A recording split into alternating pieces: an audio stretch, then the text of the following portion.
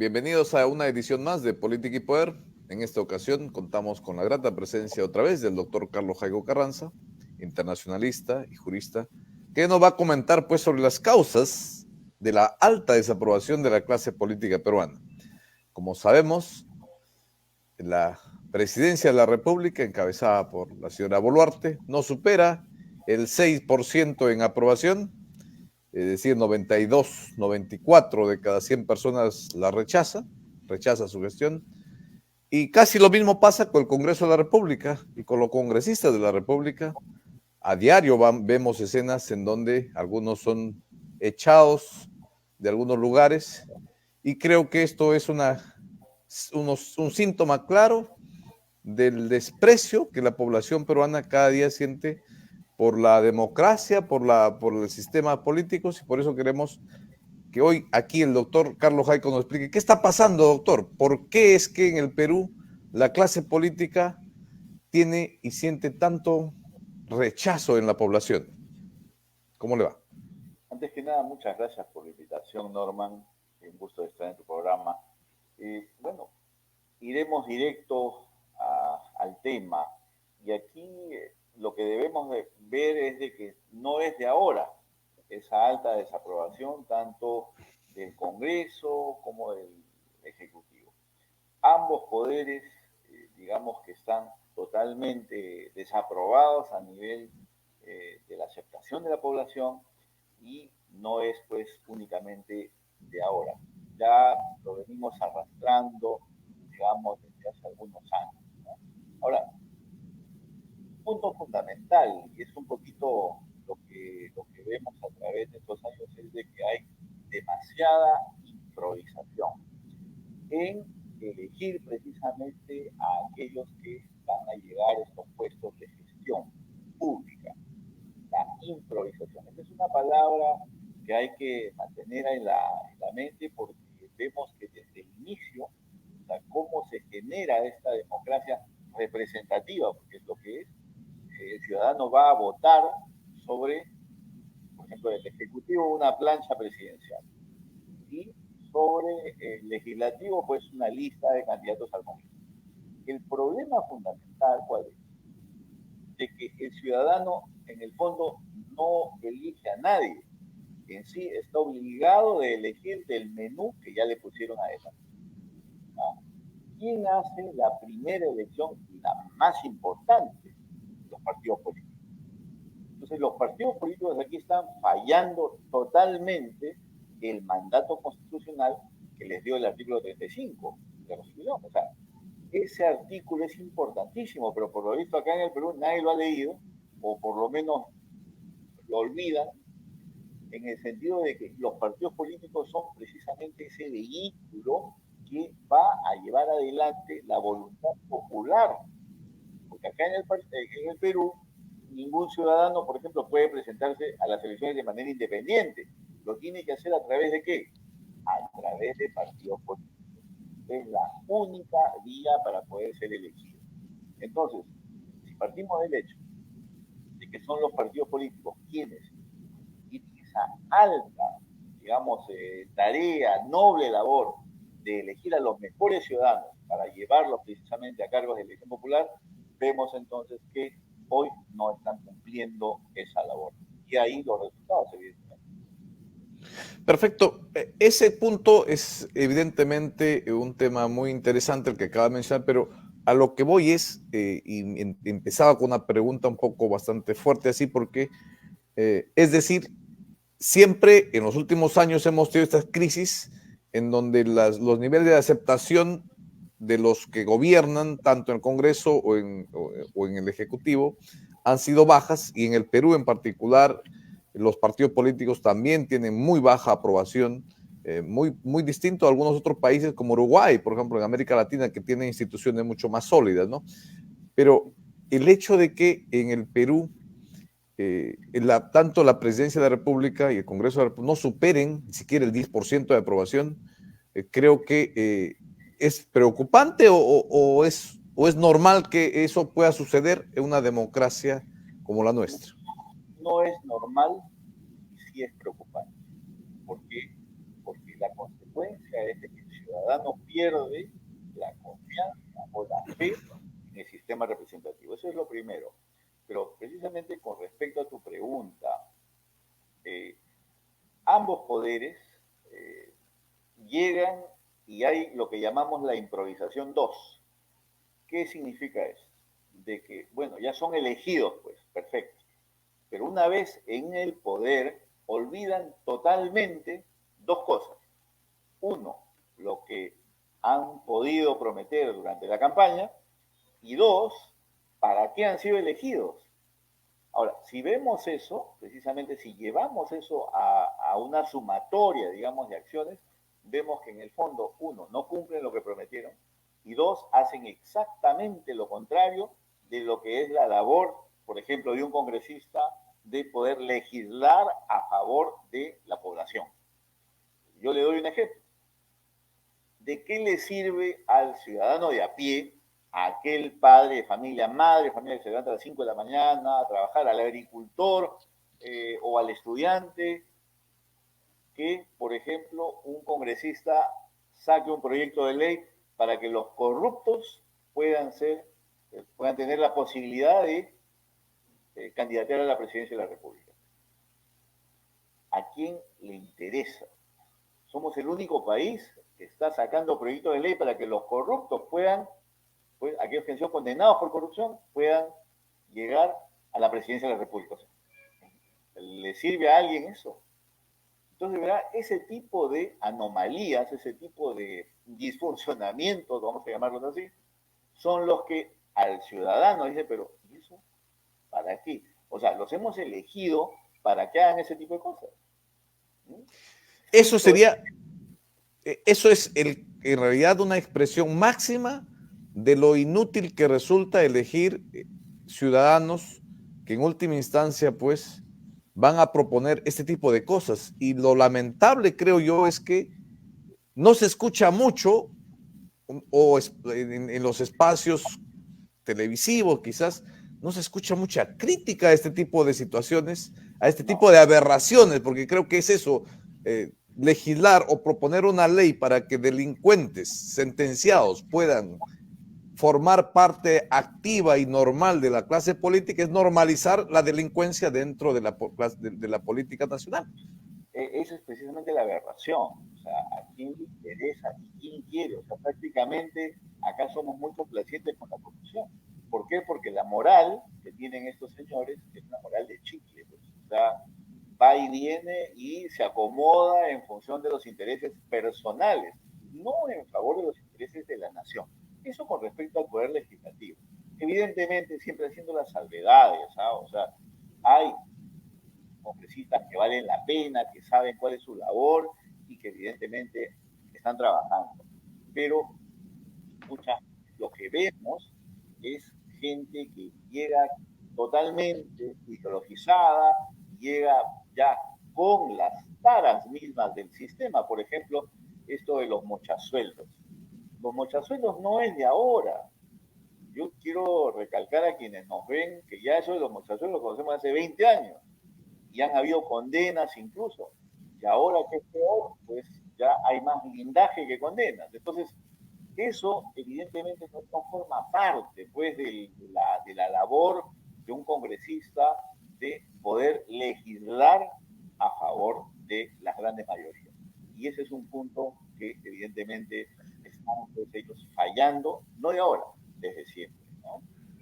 ¿Qué otros puntos hay? Efectivamente, uno es en todo caso la mala elección que los partidos políticos hacen de quienes van a representar como opción política. ¿Qué otros aspectos encuentra usted que hacen que nuestro sistema democrático sea tan débil y tengamos, pues, en última instancia, ese tipo de instituciones políticas tan fragmentadas y tan mal estructuradas?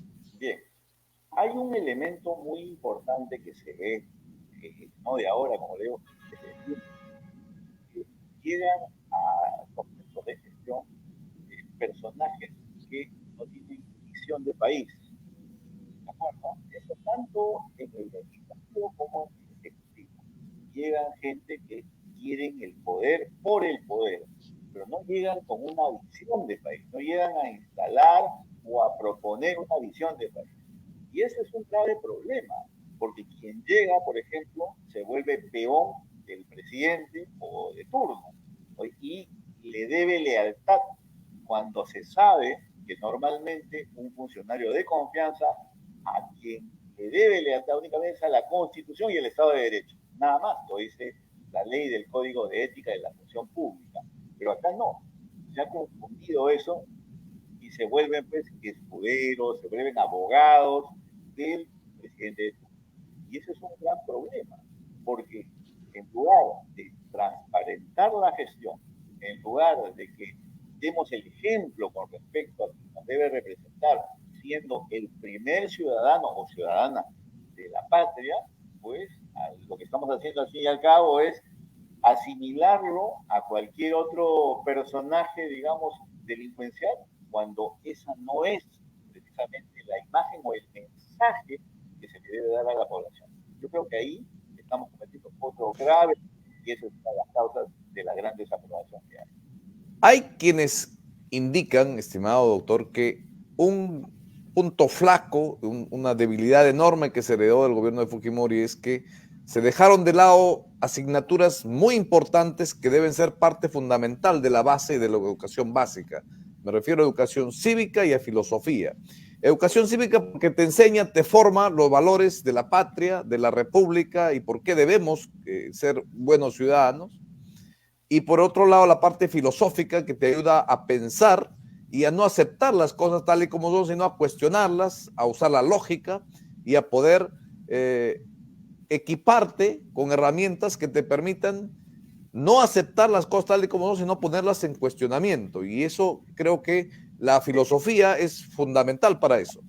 ¿Usted coincide con este análisis, con estos especialistas, o cuál es su visión al respecto? Totalmente de acuerdo, dicho sea de paso, es algo que ya habíamos planteado hace una década, que evidentemente si no se instruye a nuestros ciudadanos en temas cívicos, en lo que es la Constitución, en lo que es, por ejemplo, la filosofía, evidentemente no vamos a tener una población con espíritu crítico, vamos a tener únicamente fanáticos y gente que va a ideologizarse al máximo. Y eso es lo que polariza una población, porque al fin y al cabo el espíritu crítico nos ayuda a poder discutir temas, poder de manera acurada sobre todo, poder llevar adelante una opinión, argumentarla. Pero si se trata únicamente de gritos, si se trata únicamente de polarizarse o de defender ideologías, al fin y al cabo estamos sirviendo más a la ideología que al país. Y eso es lo que vemos actualmente, ¿no? Defendemos gente ideologizada, defendemos posiciones demasiado abruptas que al fin y al cabo nos están llevando pues a una polarización extrema, lo cual impide que logremos consensos en favor de las grandes mayorías. Ese es el gran problema que tenemos actualmente. Permítame hilvanar un tema respecto al rol de la educación en los partidos políticos y sobre todo, como sabemos, los partidos políticos reciben alrededor de cerca de 70 y tantos millones de soles para que formen ciudadanía, para que construyan, o sea, gran parte de estos recursos deben estar destinados a capacitación y formación. Hace poco hubo una presentación de un balance y un estudio de cómo se están usando estos recursos y se demostró y demostraron con cifras, con datos, que algunos partidos políticos han usado para financiar maestrías de sus clases dirigentes. Es decir, totalmente contrario al espíritu con la que se ha emitido la norma, porque la idea es que se ha emitido esta norma para capacitación, pero no para que solamente se capacite su cúpula, sino para que realmente se genere una capacitación a nivel de base, ¿no? Exactamente. Y se ha utilizado para pagar favores o para pagar a algunos amigos de la cúpula y que evidentemente han venido a dar algunos cursitos que han llamado pues instrucción política, por ejemplo, que en el fondo han sido únicamente pretextos para que se les pague pues copiosas, digamos, sumas de dinero. Y eso evidentemente no es lo que tienen que hacer los partidos, es escuelas de liderazgo, escuelas de formación política, escuelas de conocer lo que es la gestión pública. Lo hemos dicho ya. Cuando ustedes tienen, por ejemplo, que el 92%, ¿no?, del presupuesto general de la República está en manos de personas que llegan a la gestión pública sin la menor idea de lo que es la gestión pública, ya verán ustedes los problemas que tenemos. No nos sorprendamos entonces si todos aquellos que llegan a la función pública no tienen ni idea de en lo que se están metiendo. Por eso que tenemos, miren ustedes, cada vez, y uno dice, pero ¿qué pasa? O sea, ¿no han aprendido, no han visto acaso que el anterior esté en la cárcel o prófugo? ¿No? ¿Pero por qué? Porque es gente precisamente que entra con una idea falsa de lo que es la gestión pública y no tienen ningún tipo de formación anterior que les diga, oye, si haces esto, vas a ir a la cárcel. O sea, no llegas a la función pública a robar, no llegas a la función pública a hacer tráfico de influencias, no llegas a la función pública, digamos, a hacer todo tipo de delitos. No, la función pública es otra cosa. Entonces, ese tipo de formaciones, por lo menos éticas, no es lo que se tiene en los partidos políticos. Y ahí vamos precisamente en la clara violación del artículo 35 de la Constitución.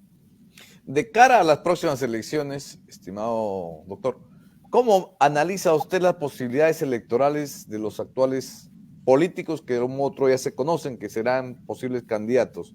Yo lo que veo es una serie de personajes, pero no veo ni uno solo que quizás pueda actualmente ser visiblemente una opción real de cambio para el país. ¿Cómo ve usted? Bueno, el panorama es sombrío, debo decirlo, porque tenemos ya actualmente, si no me equivoco, 36 partidos políticos inscritos, lo cual implica que vamos a tener 36 candidatos a la presidencia. Eso es simplemente una locura. Quien haya creado todo este tipo de normas para llegar a ese punto, de verdad que lo único que ha hecho es llevar al precipicio a lo que es la democracia representativa de nuestro país. Pero así estamos y con eso hay que funcionar. El problema de esto es que la representatividad de aquel que salga elegido al final va a ser niña, absolutamente muy pequeña. En la última elección el que salió eligió tenía 18%. Imagínate, no es prácticamente nada. Entonces, ahora vamos a tener ese escenario y peor, con una baja representatividad. ¿A quién representa al final? A nadie. Y eso es un problema para el país. Es decir, vamos a tener básicamente, pues probablemente 15 o 20 partidos políticos que quizás logren pasar la valla electoral. O bueno, veremos qué pasa, ¿no? Pero lo cierto es que sin duda no va a ayudar en mucho y sobre todo si miramos la historia, ¿no? Que a veces es muy importante y que la gente olvida.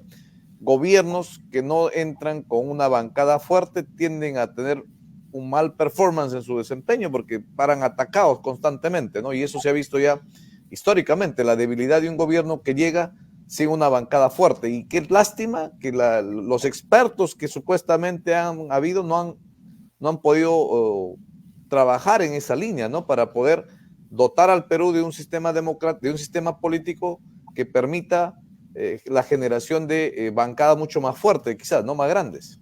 Exactamente. Y todos los traumas que ha vivido el Perú, todos los peruanos, con estas vacancias, con estas censuras, con todas estas que hemos tenido de presidentes, ¿a qué nos ha llevado? Simplemente a una lucha de poderes. Miren ustedes, por ejemplo, en el 2016, es interesante hacer un poquito ese recuerdo. ¿Qué pasaba en el 2016? O sea, hemos tenido prácticamente el que fue disuelto, solamente estuvo 38 meses, pero pasó toda ese tiempo en golpear al Ejecutivo y al final, pues llevó a esa contraposición con el gobierno que hizo que fueran disueltos. Entonces, ¿qué pasa acá? Tenemos pues un Congreso que una vez que tiene el poder en la mano, lo único que hace es abusar y precisamente, o sea, extorsionar al presidente y tenerlo contra las cuerdas, ¿no? Con la amenaza siempre de la vacancia. Y ahora lo hemos visto. Nos gustará más o menos castigo, sobre todo para sus partidarios, pero ven ustedes la vacancia a cada momento. ¿Y ahora por qué no la hay? Porque evidentemente hay prácticamente un cogobierno con algunas fuerzas del Congreso y el Poder Ejecutivo. Pero verán, al fin y al cabo, el Ejecutivo vive siempre en ascuas, no tiene ninguna manera de poder llevar adelante un programa de gobierno, que aparte muchos no los tienen, pero peor aún en estas circunstancias en las que tiene que luchar por su sobrevivencia. Y eso para un sistema democrático es inestabilidad a cada momento. Bien, pues doctor, en realidad es bastante sombrío el panorama como los ha pintado, pero como alguien dice en el Perú, no es la primera vez que pasamos por una crisis política seria y a veces los peruanos lo de bueno es que sí sabemos reinventarnos y esperemos en todo caso que algo suceda para que por fin en el 2026, Dios quiera, podamos tener mejores candidatos que escoger y elegir y esperemos que el pueblo sea más sensato. Sus palabras finales, estimado doctor. Evidentemente, bien es cierto que el panorama es sombrío, no hay que olvidar que mientras más negra es la noche, porque ya pronto va a amanecer. En el Perú estamos en esa situación, ¿de acuerdo? Hay infinidad de partidos, hay infinidad de apetitos, hay infinidad de personajes por ahí que pululan y que quieren llegar al poder por el poder, de acuerdo. Pero siempre debo decir que el pueblo peruano ha sabido salir adelante de sus peores tragedias. Y más aún que es un pueblo inteligente, trabajador, pujante, que va a tomar la mejor decisión llegado el momento. Que sobre todo tendrá la valentía de pedirle explicaciones, sobre todo a quienes eligió. Yo creo que esa es la mejor manera de poder trabajar en democracia, involucrarnos, estar presentes y sobre todo decir, aquí vamos por un Perú mejor, todos juntos y evidentemente buscando las mejores opciones, las que tengamos en este 2026. Muchísimas gracias, doctor. Esperemos que así sea y que el pueblo pueda ser más sensato esta vez. Mire con cuidado a la hora de elegir. Y en primera vuelta es lo crítico esta vez, creo, porque al ser muchos hay que escoger bien y mejor.